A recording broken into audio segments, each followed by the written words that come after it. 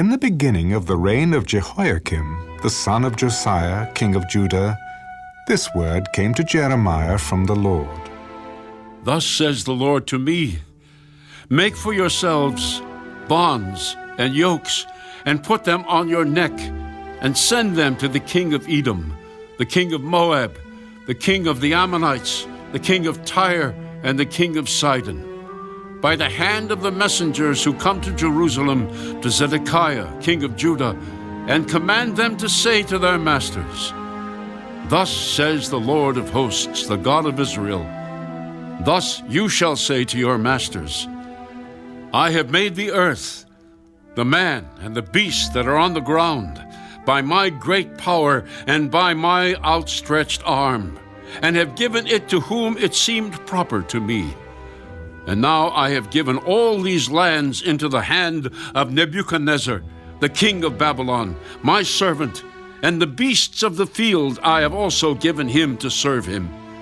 So all nations shall serve him, and his son and his son's son, until the time of his land comes, and then many nations and great kings shall make him serve them. And it shall be that the nation and kingdom which will not serve Nebuchadnezzar, the king of Babylon, and which will not put its neck under the yoke of the king of Babylon, that nation I will punish, says the Lord, with the sword, the famine, and the pestilence, until I have consumed them by his hand.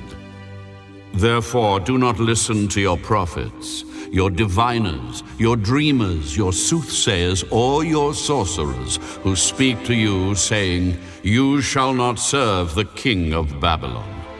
For they prophesy a lie to you, to remove you far from your land, and I will drive you out, and you will perish. But the nations that bring their necks under the yoke of the king of Babylon and serve him, I will let them remain in their own land, and they shall till it and dwell in it. I also spoke to Zedekiah, king of Judah, according to all these words, saying, bring your necks under the yoke of the king of Babylon, and serve him and his people, and live. Why will you die, you and your people, by the sword, by the famine, and by the pestilence, as the Lord has spoken against the nation that will not serve the king of Babylon? Therefore, do not listen to the words of the prophets who speak to you, saying, you shall not serve the king of Babylon, for they prophesy a lie to you. For I have not sent them, says the Lord. Yet they prophesy a lie in my name, that I may drive you out, and that you may perish, you and the prophets who prophesy to you. Also I spoke to the priests and to all this people, saying, thus says the Lord, do not listen to the words of your prophets who prophesy to you, saying, behold, the vessels of the Lord's house will now shortly be brought back from Babylon. For they prophesy a lie to you. Do not listen to them. Serve the king of Babylon and live. Why should this city be laid waste?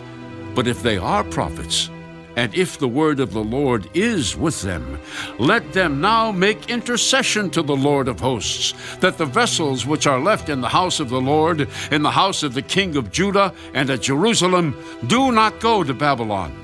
For thus says the Lord of hosts concerning the pillars, concerning the sea, concerning the carts, and concerning the remainder of the vessels that remain in this city, which Nebuchadnezzar, king of Babylon, did not take, when he carried away captive Jeconiah, the son of Jehoiakim, king of Judah, from Jerusalem to Babylon.